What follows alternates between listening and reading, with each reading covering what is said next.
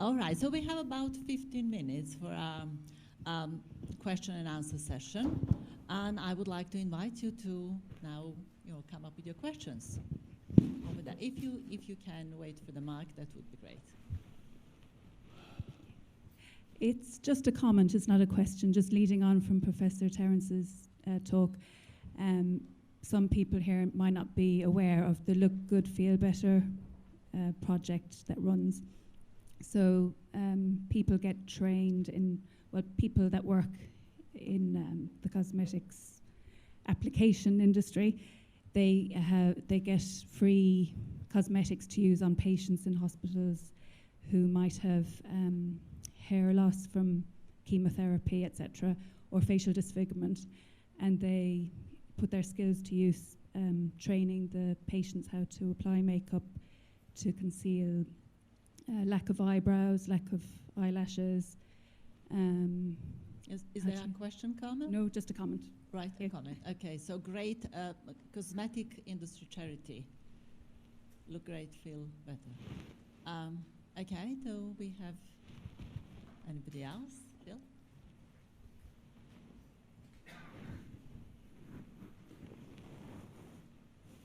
Well, thanks very much, speakers, for a great start.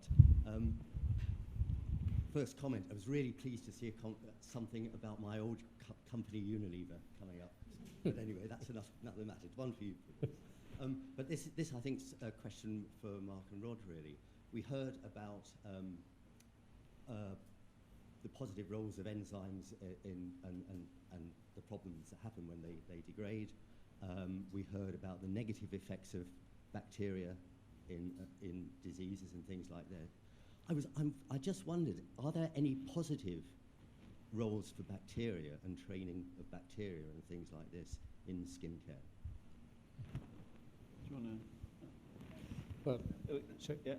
Well, maybe you should share this because I'm an infectious dermatologist. So, I mean, ever since the revolution in being able to investigate, when I trained, we talked about the microbial flora. We now talk about the microbiome.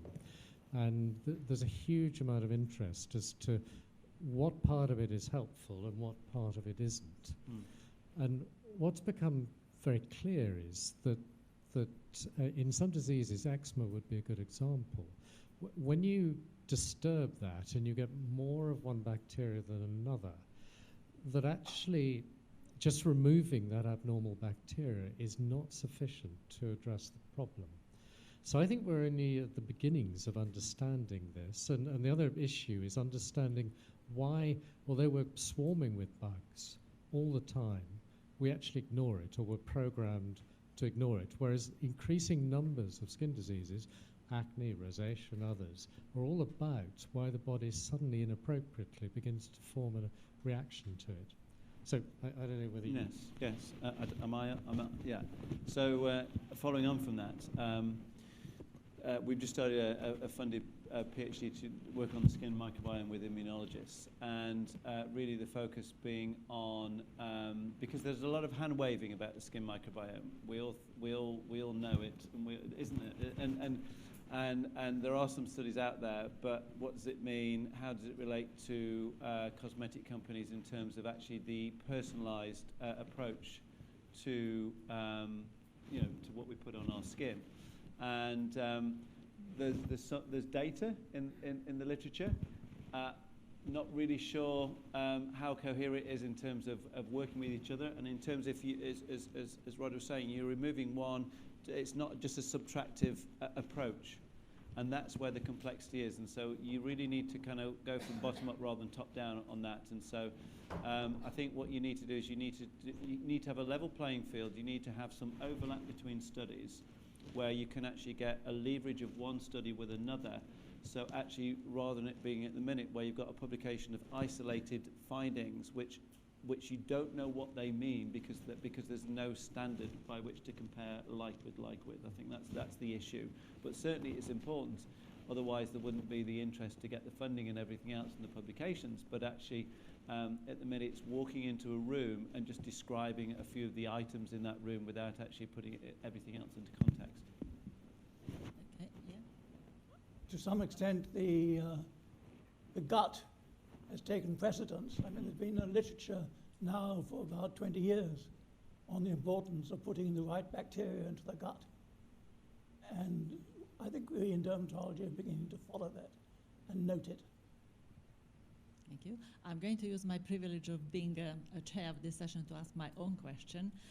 Mark, you were talking about the towers of damage in our mitochondria, and that there is a way now, thanks to your research group, for us to go on and be tested. So very practical question. Let's say we are tested and we get our data. What's the next step? Okay, so part of what we did when we launched this previously with the Canadian Dermatology Network really was to help that network to monitor people's UV exposure. So clearly there's the balance between too much UV, and we've heard the hazards of that, and obviously vitamin D, you know, getting enough vitamin D as well. And I don't really want to stray into that because that's very, we could be here all day. So from that point of view, it really helped the dermatologist to actually to ascertain the as it were the history, the UV history of that individual, because it's quite difficult to remember actually the sun exposure you've had until actually you start looking at DNA and people say, oh yes, I remember that must have been when I went too.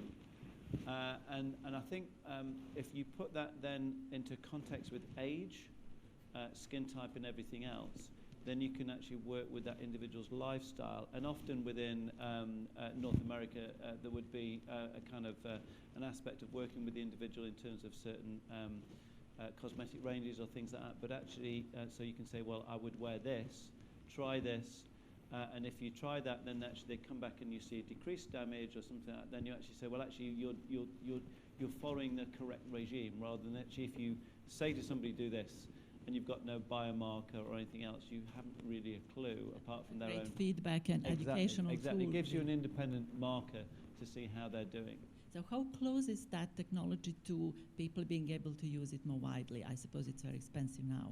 Yes, very good question. So the technology is just resides recently back to Newcastle University, back to my research group. So we're actually looking for ways to exploit that now, and clearly we have a great enterprise team in Newcastle to do that. And so any offers out there, so there's a great demand to do that actually. So it's a perfect timely question. Thank you. Just going on from your question. So the mitochondrial complex 2 that was in your research, is that available in a commercial product? It isn't, although actually what we're looking at currently are components that would modulate that activity. So certainly to get to that particular point takes a while. What we've done is we've identified the needle in the haystack. We're now seeing how that behaves in terms of skin at different stages, essentially. For want of a better word, how well it's differentiated, and also in terms of possible pigmentation as well. But certainly what we're looking at is how that can be modified by the sort of components you would find in cosmetics, or indeed the sort of things that actually people don't know about. Maybe there's some botanicals out there that actually might have some interest as well. Thank you very much. Yeah. Can I just ask another question, just generally? With the this sort of community, sort of poorer countries things, is there any sort of charitable arm to that we can donate to if we feel we'd like to?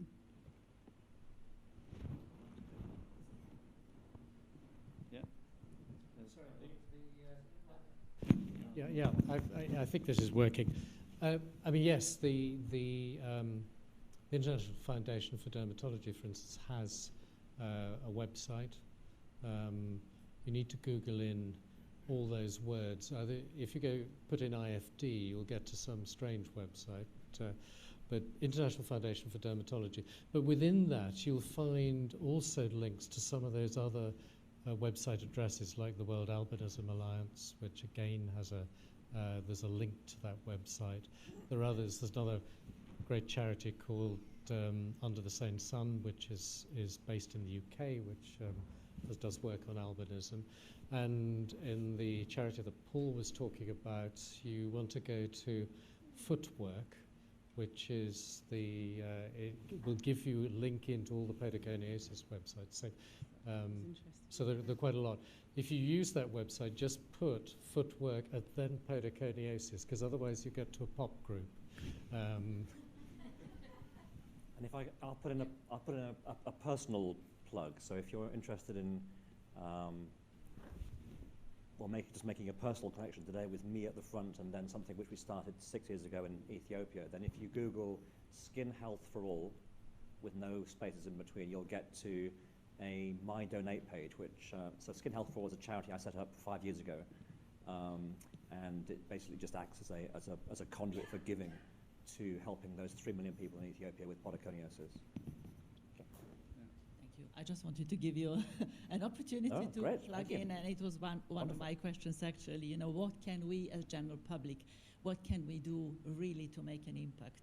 Can I just add one more thing?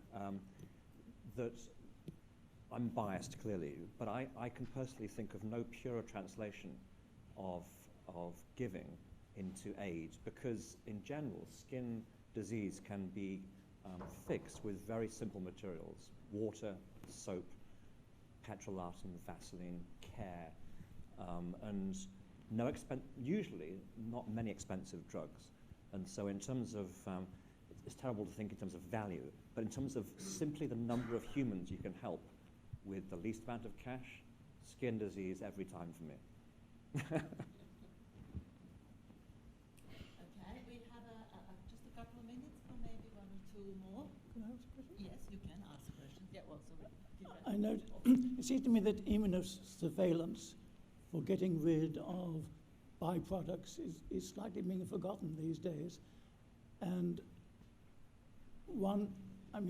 all the nasty things that we've developed as a result of breakdown, which you mentioned and talked about, are removed by proteases, are removed by phagocytosis, but they're also removed by the lymphatic system.